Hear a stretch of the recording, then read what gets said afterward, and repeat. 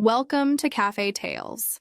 Tonight, we travel to 1930s Florence, where Hercule Poirot and Captain Hastings receive a summons from the elegant Lady Bianca di Rossi. The influential Count di Rossi has been found dead in his private study, and the Palazzo is thick with unease. This is Death in the Palazzo, an original mystery inspired by the real 1911 case of Count Francesco Bonmartini, whose death sent shockwaves through Italy, yet told entirely in our own voice, in homage to the genius of Agatha Christie. Before we begin, pray enlighten us in the comments. What precise activity occupies your little gray cells as you listen to the unfolding of this tale? Are you walking through rain-slicked streets, preparing supper, or enjoying a quiet moment before bed? Your presence here truly fuels these mysteries. Producing these tales, writing, narrating, illustrating, takes many hours, and direct listener support allows us to keep creating them to the standard you enjoy. Now, let the story unfold. Chapter 1. The Count is Dead. It was in early October of 1928 that Poirot and I stepped off the train at Santa Maria Novella Station, Florence. A pale autumn sun shone down upon the city, its light diffused through a veil of high clouds. The air carried the mingled scent of roasting chestnuts, cold smoke from the locomotives, and the faint perfume of drying leaves. It was my first visit to Florence in several years, and I was once more struck by the improbable harmony of color and proportion in everything one saw: the warm ochre of the buildings, the cool marble of the churches, the serene arches of the bridges across the Arno. Our journey had been prompted by a letter written in a neat, decisive hand from Lady Bianca Visconti, an Englishwoman who had married into one of Florence's oldest and most illustrious families. I had known Lady Bianca in passing during my army days, a tall, graceful woman with a certain air of detachment, as though she were perpetually observing the world rather than living in it. Her marriage to Count Alessandro Visconti, a man of vast estates and an even vaster temper, had been a subject of much society gossip in London before they settled in Italy. Her note had been brief. My dear Monsieur Poirot, I have need of your counsel in a matter most delicate. There are whispers here that could, if unchecked, destroy lives. I beg you to come to Florence at once, and to bring with you the gentleman who is your friend and chronicler. Time is of the essence. To my mind, the request was tantalizingly vague. I pressed Poirot for particulars during our passage from Dover to Calais, and again on the train through the Italian countryside, but my friend merely twirled his mustache and said, "Patience, Hastings. A mystery is like a souffle. If you open the oven door too soon, poof, it collapses." We were met at the station by a chauffeur in a long gray overcoat and peaked cap, standing beside a gleaming black Lancia. His expression was as impassive as a statue's. Our luggage was dispatched to the rear of the car, and within minutes we were gliding through the city streets, the river of traffic parting before us. Florence in October is a city between seasons. The summer visitors had gone, leaving the piazzas quieter, the cafes populated by locals once more. The facades of Renaissance palazzi glowed in the mild light, and here and there, in a courtyard glimpsed through an open gate, one could see lemon trees in terracotta pots and hear the splashing of a fountain. Poirot, I observed, was unusually silent. He sat upright, gloved hands neatly folded on the head of his cane, eyes darting from building to building. "Regardez, Hastings," he murmured as we crossed the Piazza della Signoria. "It is a city that is precise, ordered. The lines, the symmetry. Ah, Florence and Hercule Poirot, we understand each other." The Visconti Palazzo stood in a quieter quarter of the city, a stately edifice of warm, honey-colored stone. Its windows, set deep into the walls, were adorned with carved stone lintels, and the great entrance door, bound with iron studs, seemed designed to keep the centuries at bay. Inside, the air was cool and faintly scented with beeswax polish and the lingering trace of lilies. Lady Bianca received us in a salon whose frescoed ceiling depicted a riot of cupids and garlands in faded but still charming colors. She was dressed in a gown of dove-gray silk, simple but perfectly cut, and wore no jewelry save for a narrow bracelet of silver. Her hair, dark and waved in the modern style, framed a face that had grown thinner since I had last seen her, and her eyes, though still striking, seemed to carry a weight of sleepless nights. "I am so grateful you could come, Monsieur Poirot, Captain Hastings," she said, her voice low and precise. "I hardly know how to begin, but there have been whispers, and in Florence whispers can be dangerous." Poirot inclined his head. "You speak, madame, of those social murmurs that may bruise the reputation, or of whispers to which the police might give their attention?" A faint color rose in her cheeks. "Both, I fear." I leaned forward, puzzled. "Is there some matter of theft, perhaps, or a misunderstanding?" She interrupted, her tone calm but resolute. "No misunderstanding, Captain Hastings. My husband is dead." There was a short silence, broken only by the faint ticking of an ornate mantel clock. "Dead?" I repeated stupidly. "Yes. Yesterday morning he was found in his private study. The police believe it was murder." Poirot's gaze sharpened, though his voice remained as soft as ever. "And the whispers, madam?" Her eyes flickered toward the tall double doors, as if to be sure they were closed. "They say it was I who killed him." Lady Bianca did not flinch under Poirot's gaze. "You see, Monsieur Alessandro and I had been estranged for some time. He was a man of intense passions, and equally intense jealousies. In the first years of our marriage, he could be charming, attentive, but in the last two, there were quarrels. Oh, nothing for the servants to hear, nothing that could be called public, but bitter words all the same." Her hands rested lightly on the carved arm of her chair, but I noticed the faintest tightening of her fingers as she spoke. "Estranged?" Poirot prompted. "Yes. He insisted upon spending much of his time at the Via del Rosé, a property in the hills outside the city. He entertained guests there, guests I did not know, and some I was not permitted to meet." She gave a faint, humorless smile. Alessandro had an idea of marriage that was perhaps more common in the 16th century than the 20th.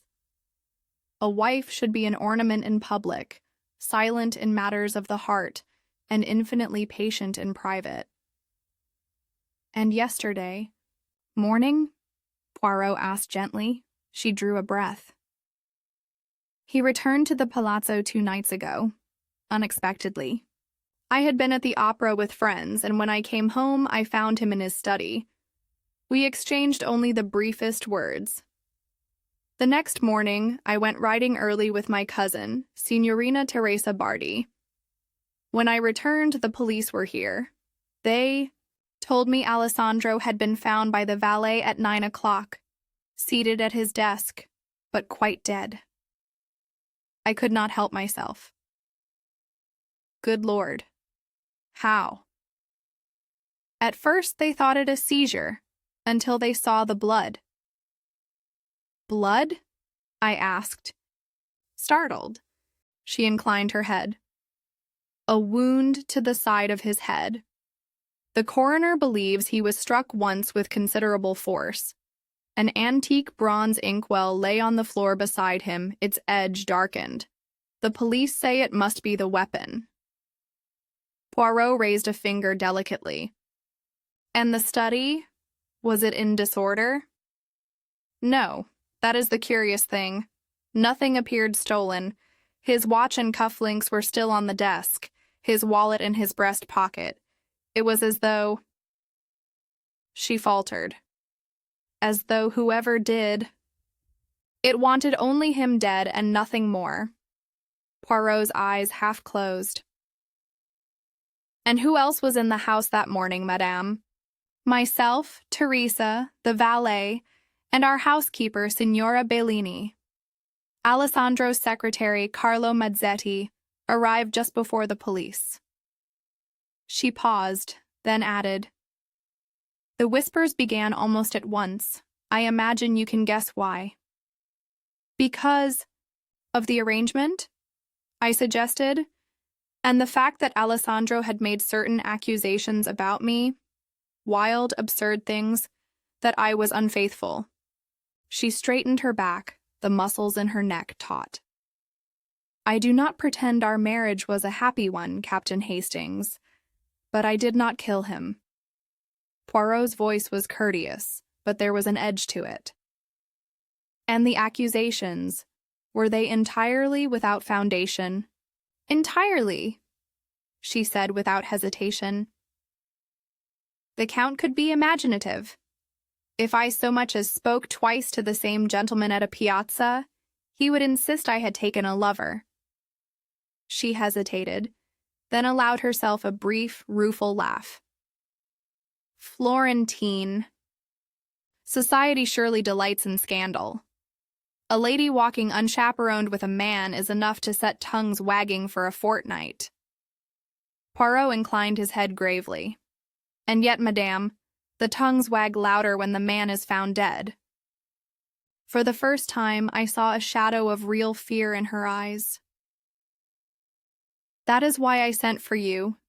I can bear unkind gossip, monsieur, but I cannot bear the thought of standing in a courtroom accused of my husband's murder with no one to defend the truth.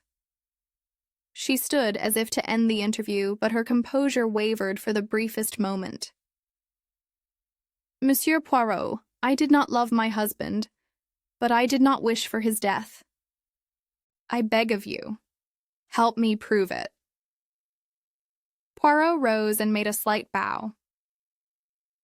Madame, when the good name of a lady is in question, Poirot cannot be indifferent.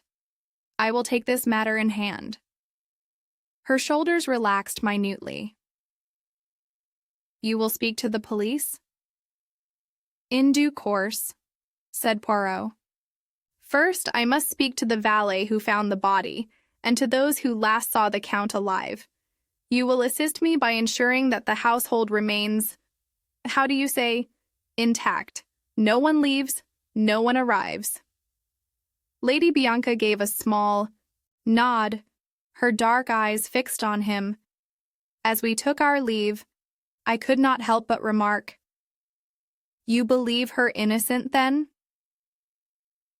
Poirot smiled faintly. Mon ami, I believe nothing yet. But I know this. In Florence, every stone has a history, and every heart a secret. We shall uncover both, n'est-ce pas? Outside, the city glowed in the mellow autumn light. Somewhere a church bell told the hour, and a flight of pigeons wheeled above the rooftops. But in my mind's eye, I saw only the silent figure of the dead Count, and the dark smear upon the edge of a Renaissance inkwell. Chapter 2. Faces. In the Palazzo. Lady Bianca herself conducted us along a cool, dim corridor whose flagstones were worn smooth by centuries of footsteps. The ceilings arched high above us, frescoed in soft blues and golds. We passed a series of salons, each furnished in the heavy elegance of an older age, carved walnut, velvet drapes, oil portraits, and gilded frames. The study is this way, she said. But before you see it, there are people you should meet. First was Teresa Bardi, Lady Bianca's cousin, a striking young woman in her early 20s. She had glossy black hair swept back from her forehead, and the kind of pale, luminous skin that Italian painters seem to favor.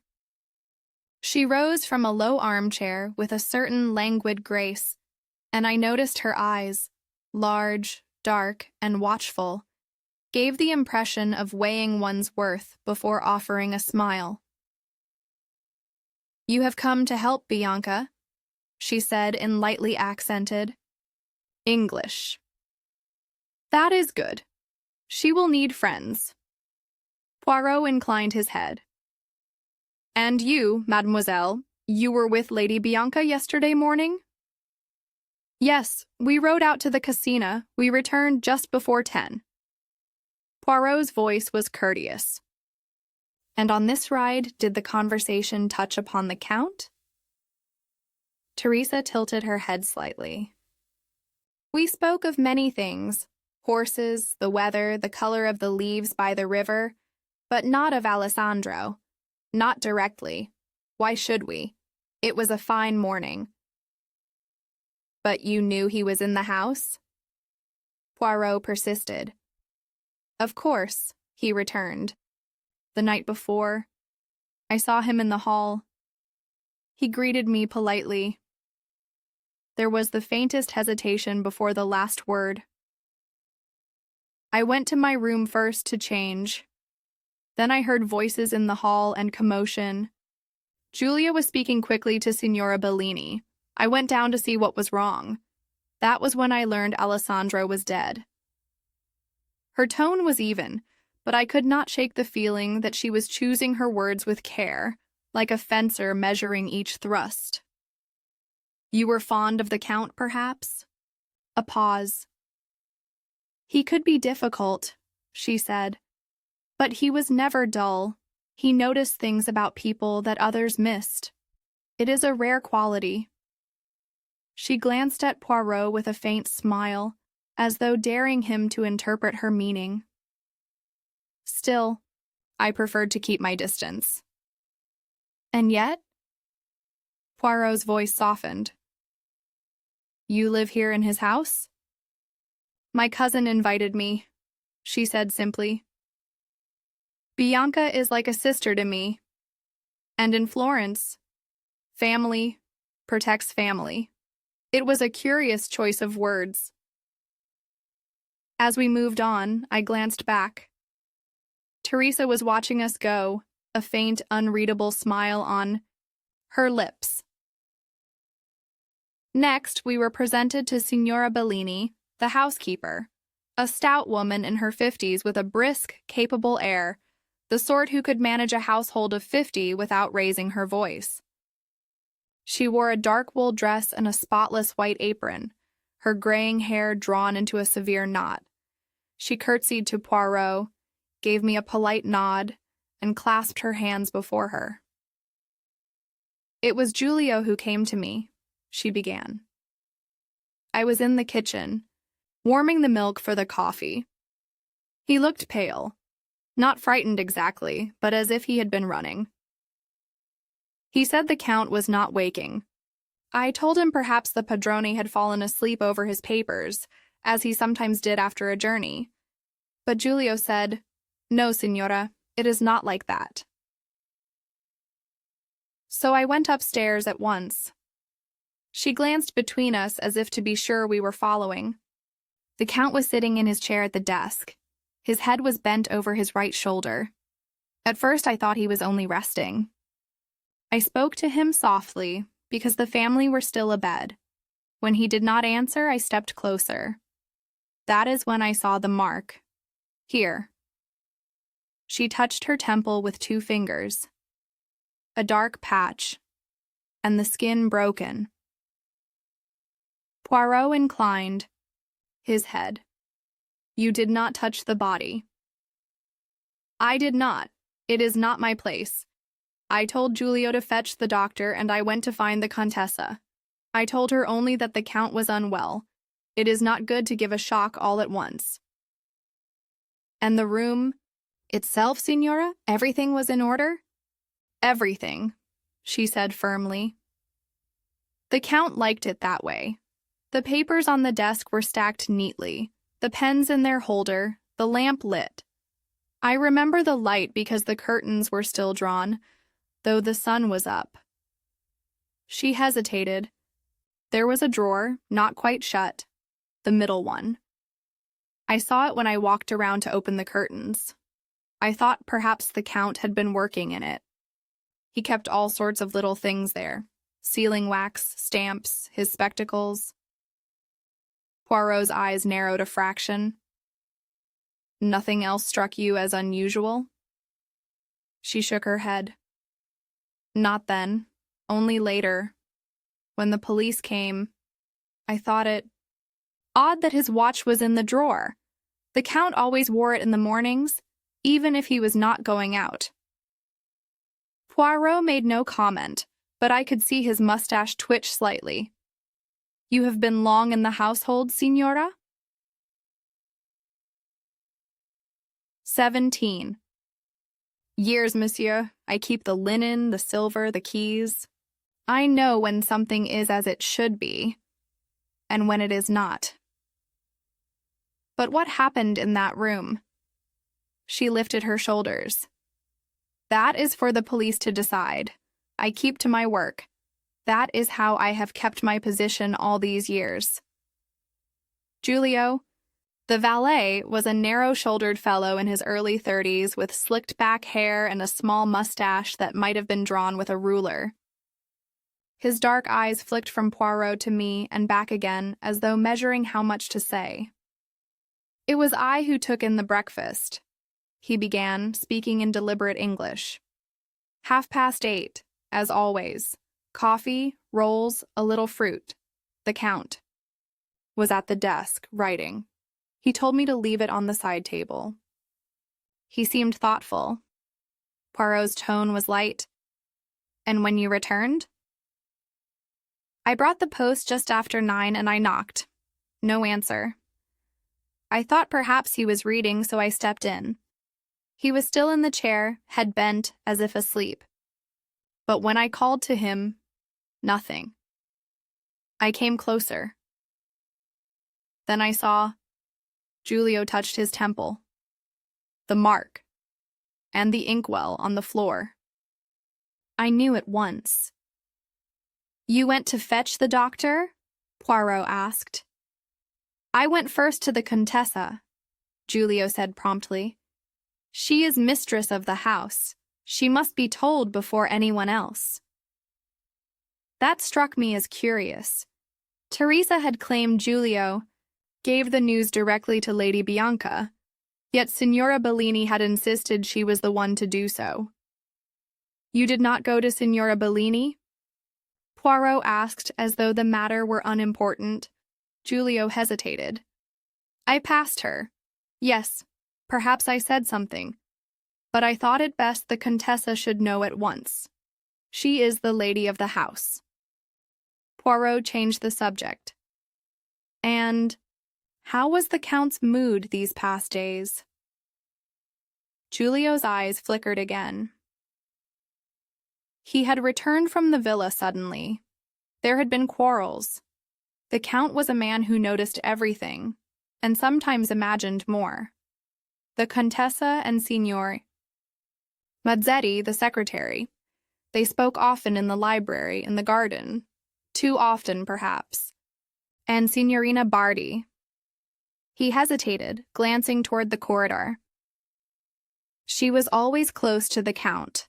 In this house, monsieur, closeness can be as dangerous as anger.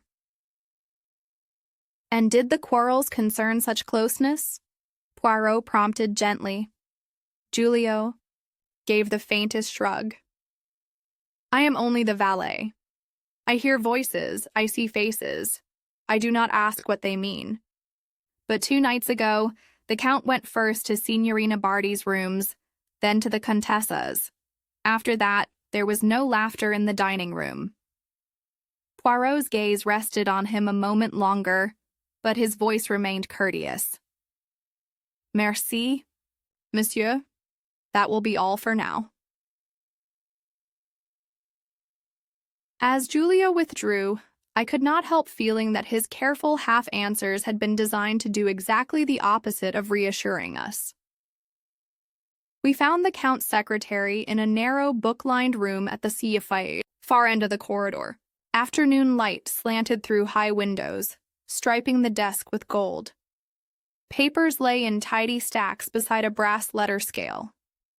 The arrangement was as precise as the man who rose to greet us.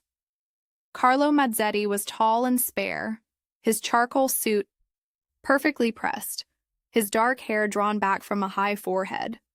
His movements had a certain deliberate economy, as if each gesture had been weighed before execution. Monsieur Poirot, Captain Hastings, he said in excellent English.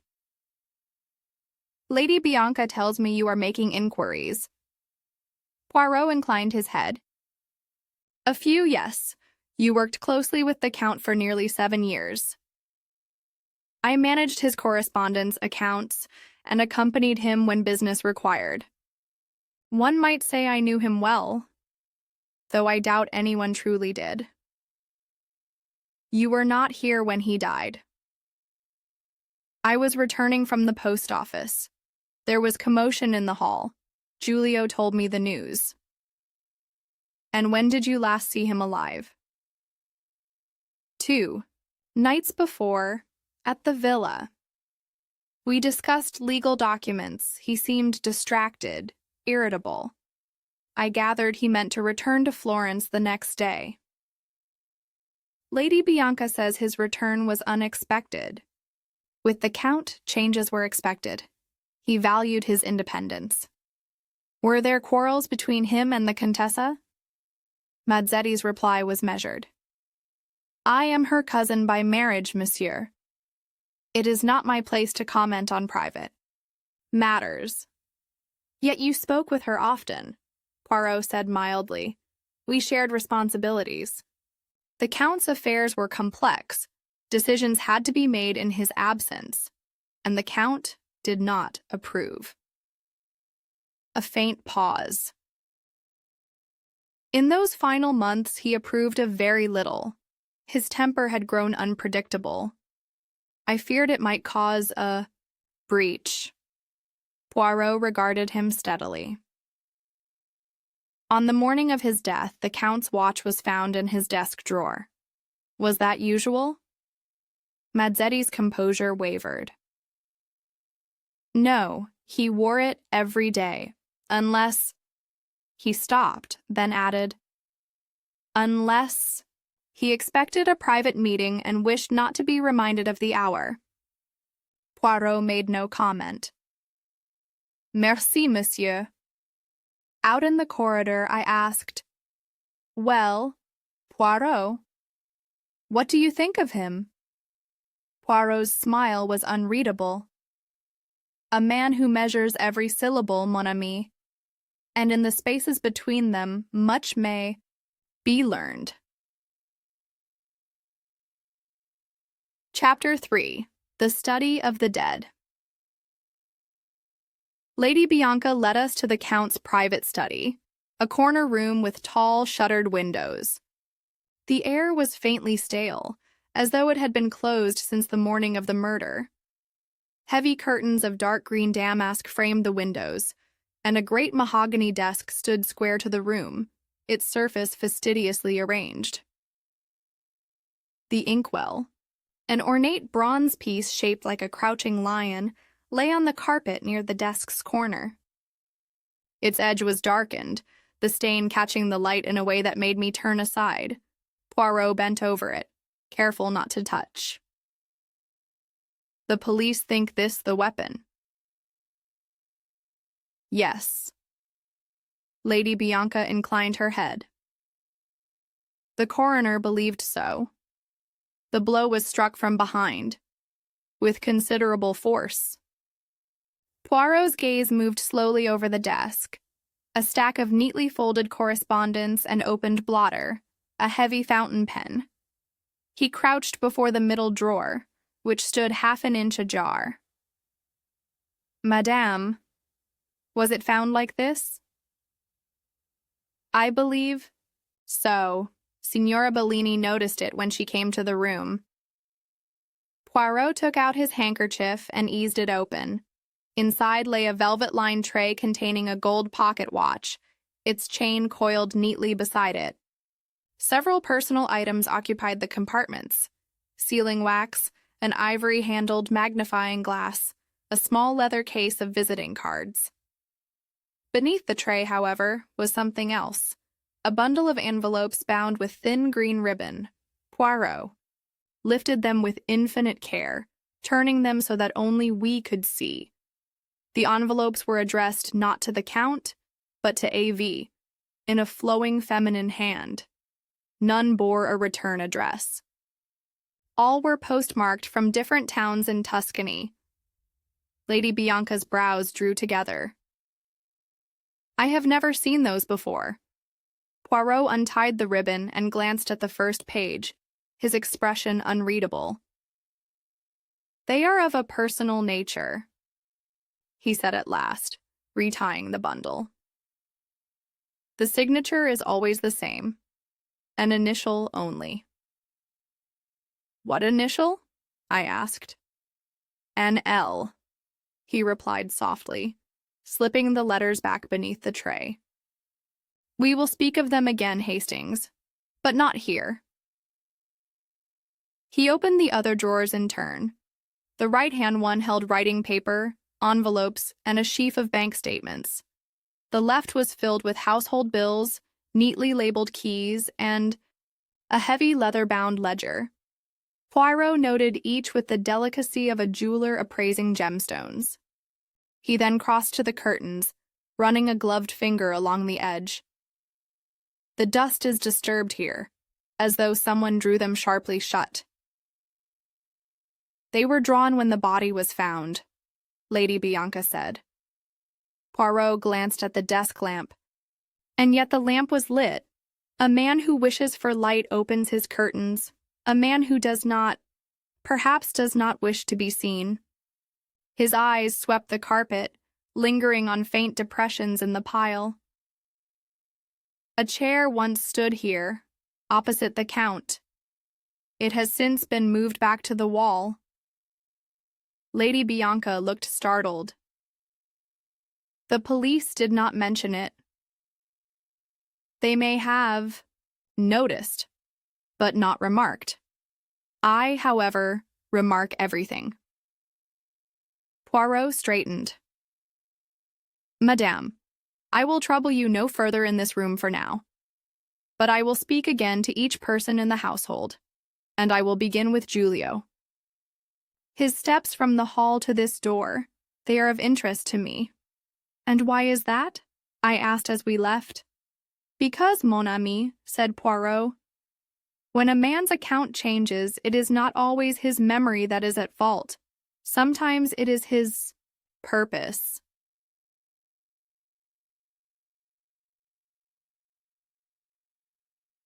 Chapter 4. The Name That Was Not Spoken. We returned to the salon where Lady Bianca had first received us. Poirot declined coffee, which for him was remarkable, and instead took a seat where he could command a view of the door.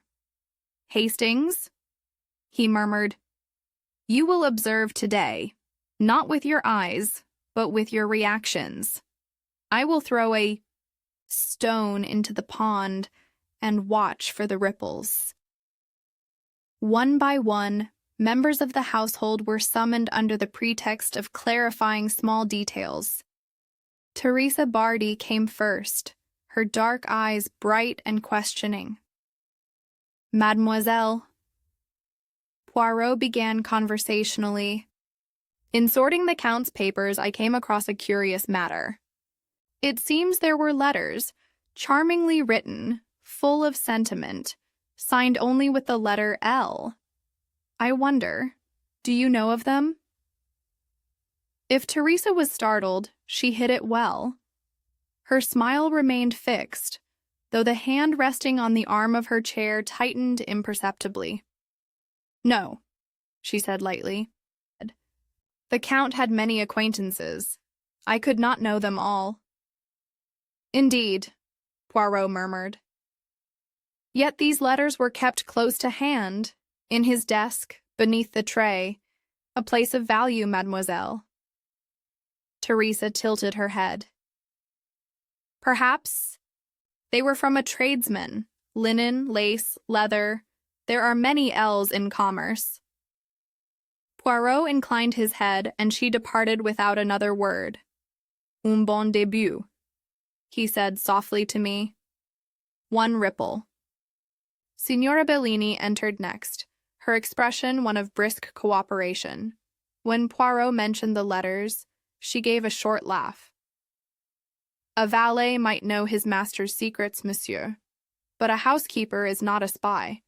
If he kept letters, they were his affair.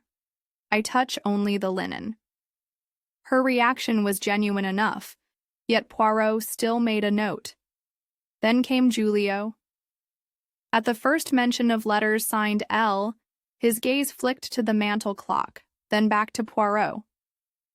Perhaps from a friend of his youth, he said, his voice carefully neutral. The Count had many friendships. Friendships that caused quarrels, perhaps? Poirot's tone was mild. Giulio hesitated. There were quarrels, yes, but I do not ask the reasons. You have already told me, Poirot said quietly, that 2 nights ago the Count visited Signorina Bardi's rooms, then the Contessa's. This morning you said you went first to the Contessa with news of his death, but Signora Bellini says you told her first. Which is correct? A muscle worked in Giulio's jaw. Perhaps I saw them both almost at once. It was a confused moment. Mais non, said Poirot, his voice now very gentle. Confusion is when one forgets details. You are not confused. You are careful. There is a difference. Giulio's eyes darkened, but he said nothing further. Poirot dismissed him with a courteous nod. When the door closed, Poirot's mustache twitched. He fears something, Hastings, and it is not the police. At last we sent for Carlo Mazzetti, the valet. Secretary entered with his usual composure, though his eyes moved briefly from Poirot's face to the desk, as if calculating what might be in play. Monsieur Mazzetti, Poirot began. You were close to the Count. I wonder if you can explain the presence of a bundle of letters in his desk, signed only with the letter L. For the first time, I saw a flicker of uncertainty cross Mazzetti's features. Letters, yes, written in a feminine hand, posted from various towns in Tuscany, and clearly of a personal nature. You had no knowledge of them. Mazzetti's gaze shifted to the window before returning to Poirot. No, monsieur. But if they were there, I can only assume they were from someone the Count valued, someone his wife did not know about. I cannot speak to that, Mazzetti said crisply. The Count was a private man in certain matters. Poirot leaned forward slightly. And yet, in the final weeks, his temper grew unsettled. Might the author of these letters have had something to do with that? Mazzetti's reply came too quickly. No. Poirot let the silence stretch until it became faintly uncomfortable. Then he said, You handle the Count's correspondence. It is curious. These letters escaped your notice. They must have been delivered to him privately, Mazzetti said at last. In such cases, he preferred to keep them apart. Poirot's eyes glimmered. Ah, apart. Yes, I see. That would be all, monsieur. When we were alone again, I could not contain myself. Poirot, do you believe this L could be the key to the whole thing? My dear Hastings, he said, rising. In a case of murder, the key is often a lady. but one must be certain she exists before attempting to unlock the door. When Mazzetti had gone, Poirot stood a moment in thought, the fingertips of both, hands pressed together. Then he rang for the maid and asked that Lady Bianca join us. She entered with her usual poise, though there was a faint weariness about her eyes. "You have been questioning the household," she said. "I trust you have learned something." Poirot inclined his head. "I have learned that every person here has an opinion, madam, though some prefer to give it in glances rather than words. But it is you, the mistress of the house, whose thoughts I value most." She gave a short, almost ironic laugh. "My thoughts, monsieur, are not worth much. I have been told my husband was murdered. I have been told the police suspect me. I have had no sleep, little appetite. And I am expected to receive visitors as though this were merely an inconvenient interruption to the season." Her voice had sharpened, but she quickly reined it in. "Forgive me. I am tired." Poirot's gaze softened. "Fatigue can be dangerous, madame. It tempts one to speak with more candor than is prudent. Sometimes that is a gift to the investigator, and sometimes to the enemy." She met his eyes steadily. "Then I will choose my candor carefully." "What? Do you wish to know?" "There is a bundle of letters in your husband's desk. Letters signed only with the initial L. Do you know their origin?" A pause, not long, but measured. "No, I never saw them." "You do not even hazard a guess?" "Have no need to guess, monsieur. Alessandro's infidelities were rarely conducted in secrecy. If these letters are what you imply, they belong to the past, and the past no longer concerns me." Poirot tilted his head. "Even when the past walks into the present, armed with an inkwell?" For the first time, her composure wavered. "If you mean to ask whether jealousy drove me to kill my husband, the answer is no. And if you mean to suggest that some woman from his past has done so, then I beg you, find her. For every day she is not found, suspicion will fall on me." She rose then, her hands lightly clasped before her. "Monsieur Poirot, I did not love Alessandro, but I will not have his murder pinned to me merely because it suits the gossips of Florence. That is the truth." Poirot bowed slightly. "Then I will see that the truth is heard." Chapter 5. Ripples in the Courtyard. The next morning broke pale and cool, the streets outside still damp from a night rain. At breakfast, Poirot announced, in that tone which brooked no debate, that he would take a little air in the city. "You will remain here, Hastings," and he added, buttering a roll with meticulous care. "I have certain errands that require discretion, and your presence is conspicuous." "Conspicuous?" I said rather indignantly. "My friend, you have the face of a man who believes everything he hears. Such a face invites confidences, and perhaps today that will be more useful here than in the post offices of Florence." He left in the black Lancia shortly after, clutching a small envelope, which I suspected contained one of the mysterious letters. The Palazzo was quieter than usual. The rain had brought a chill, and I wandered into the inner courtyard, where the orange trees glistened, and the fountain murmured softly. I had just settled into a wrought-iron chair when I heard voices, low but urgent, drifting from the covered walkway on the far side. It was Teresa Bardi and Giulio. "I told you not to speak of it," she was saying. "I said nothing," Giulio replied quickly. "But the little man, and he asks too many questions. He knows about the letters." There was a pause. I could almost feel Teresa's glance sweeping the courtyard before she said, "If he finds out who wrote them—" "He won't," Giulio interrupted. "Not unless someone tells him. And if that happens—" His voice dropped lower. "Then we are all finished." My chair scraped faintly as I shifted, and the sound seemed to carry. The conversation stopped at once. A moment later, Teresa emerged into the courtyard, smiling far too brightly. "Captain Hastings?" she said. "Enjoying the morning?" "Very," I replied, rising to my feet. She nodded and continued on without another word, Giulio following a few paces behind, his eyes fixed firmly on the ground. I was about to return indoors when the soft click of a side door caught my ear. Stepping quietly into the shadow of an archway, I saw Lady Bianca emerge from the library, Carlo Mazzetti just behind her.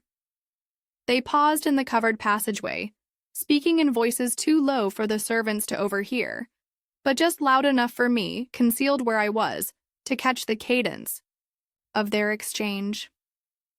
"You should not have come to me this morning, Bianca," she said, her tone low but urgent. "Not with the police here. It will only make them talk more." "I came because you are alone in this," Mazzetti replied, his voice tight. "They will twist everything. If they find those letters—" "They already have," she interrupted. "Poirot mentioned them yesterday." Mazzetti swore under his breath. "Then you must be ready." "If he thinks they are yours—" "They're not mine," Bianca snapped, her composure cracking for the briefest instant. She drew a slow breath. But if Alessandro believed they were, then perhaps it explains why. She stopped herself abruptly, glancing down the corridor. "You know what that would mean for both of us," Mazzetti said softly. Her gaze held his for a moment longer than was necessary. "Yes, I know." They separated without another word, Bianca disappearing into the salon, Mazzetti back into the library. I remained in my hiding place a moment longer, the sound of the fountain filling the quiet. There was something in the way they had spoken, not the familiarity of lovers, but the mutual caution of people bound by a dangerous knowledge. When Poirot returned just after noon, I recounted both what I had overheard from Teresa and Giulio, and the meeting between Bianca and Mazzetti. He listened without interruption, then tapped his fingertips together. "Très bien, Hastings.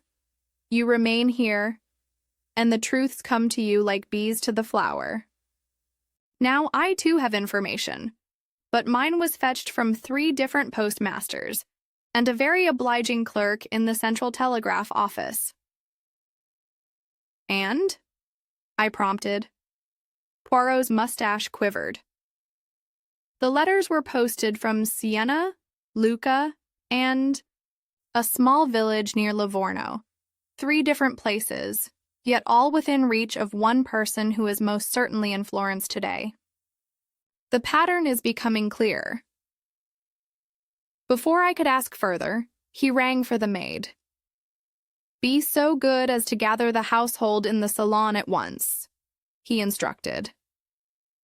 Within minutes, Lady Bianca, Teresa, Giulio, Signora Bellini, and Carlo Mazzetti were assembled. The autumn light slanted through the tall windows, catching the gilt edges of picture frames. Poirot stood before the fireplace, the bronze inkwell in one hand and the bundle of L letters in the other. "Madame, Messieurs, Mesdemoiselles," he began, "we are here to perform a little reconstruction." The Count was seated thus. He placed a chair at the desk. And here sat his visitor. Words were exchanged, tempers perhaps rose, then, crack, the inkwell descended, One blow, death. He set the inkwell down with a deliberate thud. All eyes were fixed upon him. In his desk, we find this: a packet of letters tied with green ribbon. They are signed only with the letter L. Their author is in this room. A ripple ran through the gathering. Teresa's lips curved faintly. Giulio's gaze flickered. Mazzetti stood very still. Lady Bianca's expression was unreadable. He turned to the group at large. We will speak of these letters again in a moment, but first, I will ask you each to take the chair where the visitor sat, one by one. And so, like a director arranging his cast, Poirot began to set the stage for what I felt sure would be his final act. Chapter 6. The Visitor Behind the Curtains. The rain had rinsed the sky to a pale Florentine blue by the time we assembled, once more in the great salon. The shutters stood ajar. The light fell in clean rectangles across the carpet. Poirot, very trim and very calm, stood by the hearth with the bronze inkwell on the mantel and the green-ribboned packet of letters upon the table. "Madame, monsieur," he said softly, as promised, we shall speak one by one. We return each of us to that morning, precisely as it was. He drew a chair into the center. This, you will remember, is the chair that was moved, and then pushed back to the wall. Before it was moved, it stood opposite the Count's desk. A visitor sat in it. The curtains were drawn, though the lamp was lit. Pourquoi? Because the visitor did not wish to be seen from the courtyard. He looked round the room. "Mademoiselle Bardi, if you please." Teresa crossed the carpet with feline grace and seated herself. Her dark eyes met Poirot steadily. "You rode with Lady Bianca," said Poirot, "and returned just before 10. Yet the valet brought breakfast at 8, and found the Count thoughtful, expecting to be left undisturbed. He put his watch away. Very unusual, as Signora Bellini remarked. A man puts away his watch when he intends to forget the hour. And someone drew the curtains before the sun was full. That someone was the expected visitor." A faint color rose in Teresa's cheeks. "You have no proof I came here," she said, evenly. "Mais si," said Poirot very gently. He touched the green ribbon. "I noticed it when I examined the desk yesterday. I quietly confirmed with your maid that you keep your hat boxes and glove cases tied with this same ribbon." The hand that wrote the letters signed only L. "Your baptismal names, mademoiselle, are Teresa Lucia Bardi." Lady Bianca's head snapped around, her eyes hard upon her cousin. "Is this true?" Teresa met her gaze. "Yes, I loved him." The Contessa's voice was low but edged like glass. "Under my roof, in my house. You have brought disgrace on yourself, and shame into my name." Teresa's hands tightened on the chair arms, but she did not speak. Poirot inclined his head. "You came that morning by the side stair, across the anteroom, and sat where you are seated now. He had your letters in the drawer. Words were exchanged. Perhaps there were tears, but when you left him, he was alive." He motioned. She rose, chin high, and stepped aside.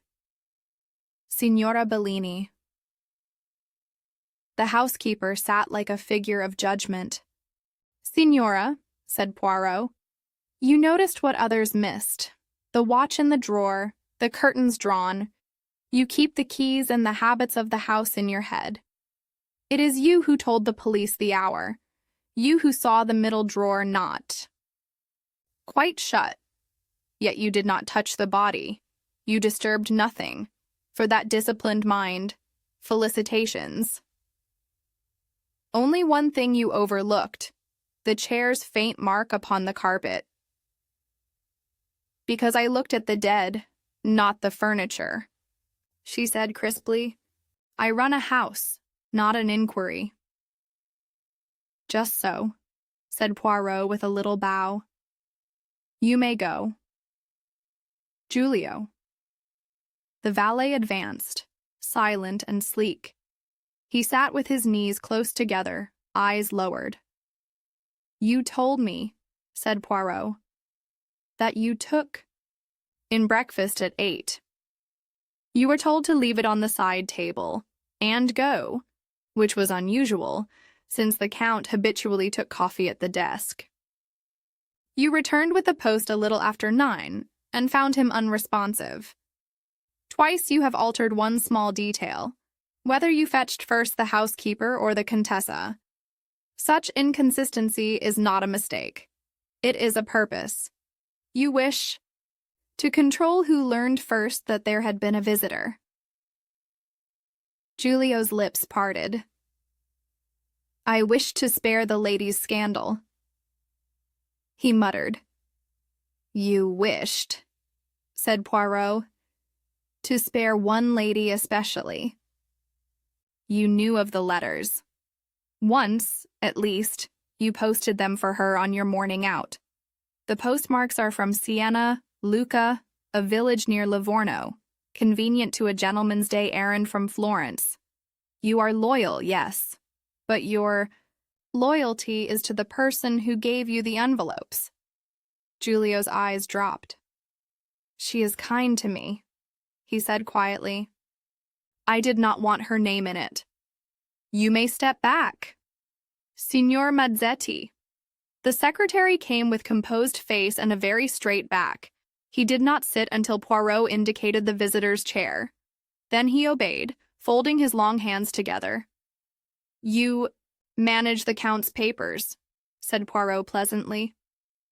You know his habits, when he wears his watch, how he arranges his desk, even where he keeps his private things. You were not, you say, here at 9. Yet the Central Telegraph Office tells me a gentleman answering to you sent a wire at 8:12 and was seen walking back by the river at 8:50. It is a 10-minute walk to the Palazzo. One arrives by 9, if one has a reason. Mazzetti's eyes flickered, then steadied. I had no reason, he said quietly. On the contrary, Poirot murmured. He took up the inkwell with a handkerchief, holding it like a prop. Your reason was jealousy and love, not love for Lady Bianca. That was the popular whisper. And it is false. You loved Teresa Bardi. There was the soft, shocked intake of a single breath from Teresa. Poirot's voice did not rise. You discovered the letters, perhaps not their hiding place in the drawer, but the fact of them. You learned 2 nights before that the Count had gone first to Signorina Bardi's rooms, then to his wife's. You feared what such a liaison would make of her, of Teresa, when he tired of her. In Italy, reputation is not a trifle. You went that morning to plead, to threaten, perhaps to bargain. The curtains were already drawn. Mademoiselle had just gone. The watch was in the drawer. He had chosen, for once, not to be ruled by the hour. You sat here. He touched the chair's back. Words became insults. He mocked you.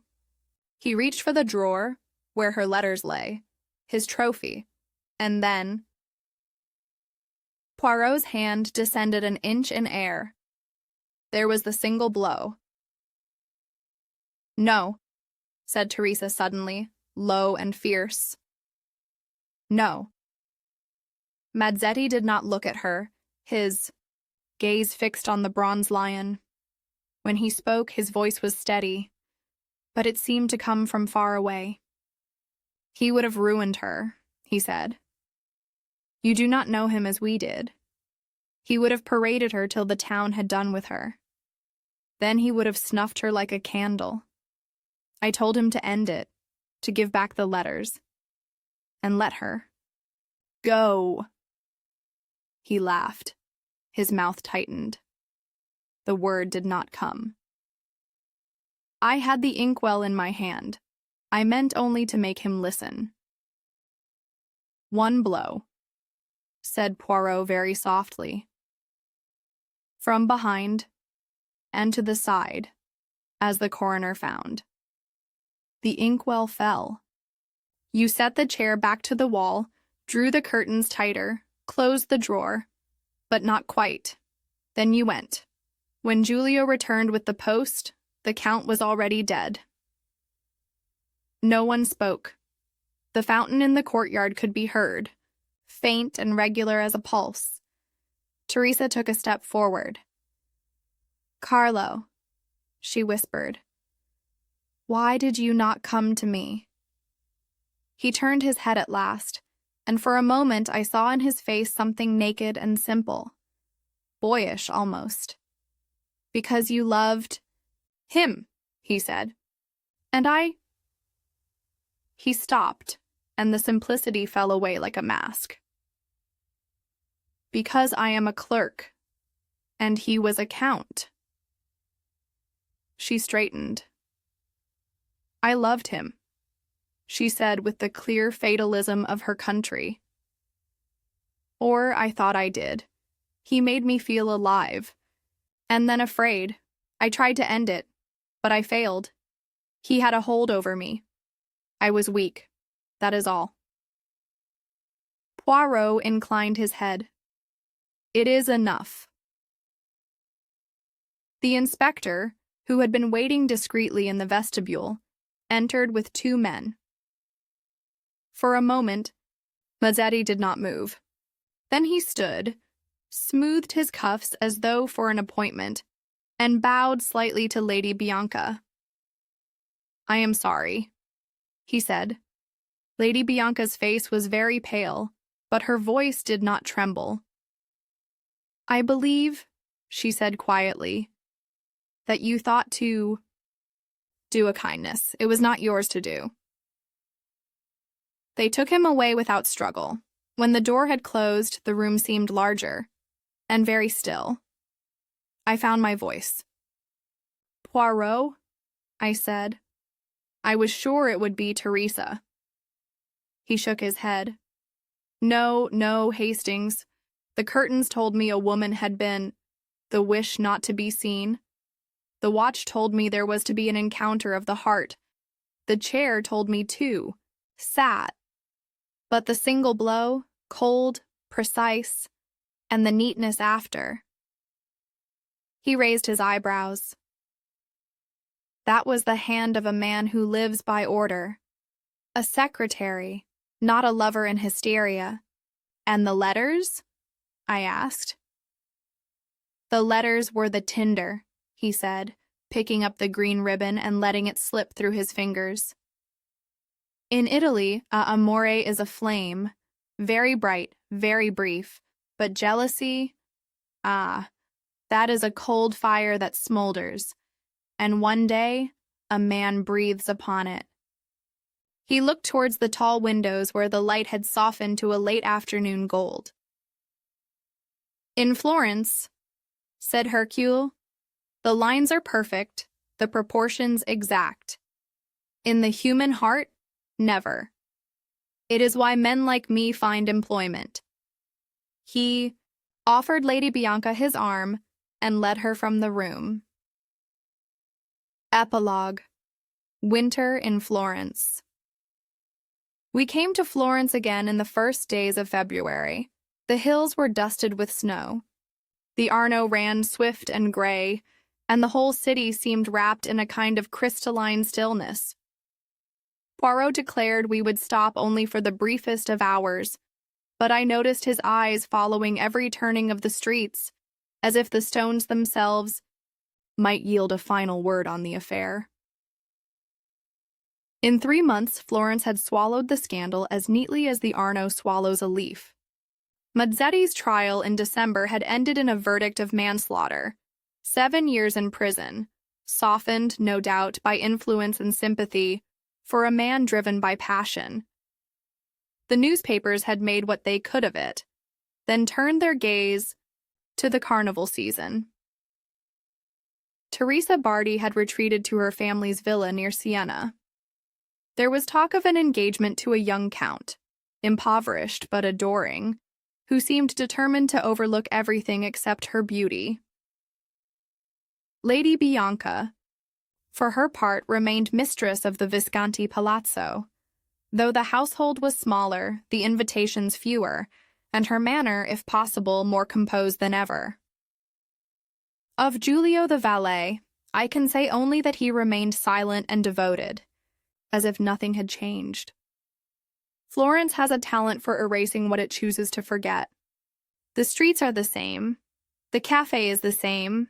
The winter light falling at just the same angle as when we first arrived, and yet I could not pass the great wooden doors of the palazzo without remembering the echo of voices in the courtyard, the green ribbon in Poirot's hand, the bronze lion crouched on the carpet.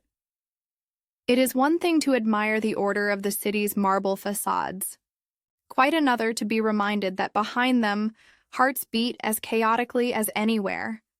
In Florence, beauty is perfect, proportion is exact, but passion cares nothing for symmetry. Postscript from the private papers of Hercule Poirot. Florence, February 1929. The Visconti affair stands as a most instructive demonstration of how crimes of passion are rarely uncalculated. Even the blow struck in jealous fury must first traverse the corridors of intent. Mazzetti killed for love, certainly, but it was love tempered by wounded vanity and an instinctive desire for symmetry. The bronze inkwell fell with all the deliberation of a signature affixed to an irrevocable contract. Teresa Bardi, Lucia, as her letters dared to sign, proved the dangerous allure of youth clothed in self-dramatization. She courted peril as a coquette courts glances, never admitting she was enthralled until the consequences pressed close. Such women recover. Beauty and novelty are currencies whose value the world is loath to devalue. Lady Bianca emerged with her reputation unblemished, her household diminished, and her sovereignty over the palazzo undisturbed. She will speak of her cousin no more, but will wear her composure as an heirloom jewel, outwardly flawless, concealing any flaw beneath the gold. As for Giulio, that quiet custodian of other people's indiscretions, his loyalty is of the kind that endures without question and without reward. In his creed, a lady's secret is inviolate, even when the lady would gladly be rid of it. Florence remains the eternal paradox, a city whose facades are the very embodiment of harmony and proportion, yet whose interiors conceal chambers of unrest, ambition, and folly. Here, beauty is but the lacquer. The passions beneath are as ill-arranged as anywhere in the world. For the present, equilibrium is restored. Yet symmetry is the most fragile of conditions, and in Florence, passion is patient. It waits in the shadows, biding its hour to tilt the scales anew, and when it does, Hercule Poirot shall be there to restore the balance. Music, and so concludes Death in the Palazzo. If you've listened until the final word, you are part of the reason these mysteries continue to be told. Your comments, your sharing of our stories, and your direct support make it possible for Poirot's cases and Hastings' voice to reach listeners across the world. From the moment Lady Bianca's letter reaches Whitehaven Mansions to the final unmasking in the Palazzo, this story, like all our tales, has been crafted with time, care, and dedication. Even the smallest gesture tells us, yes, keep going, until our next case.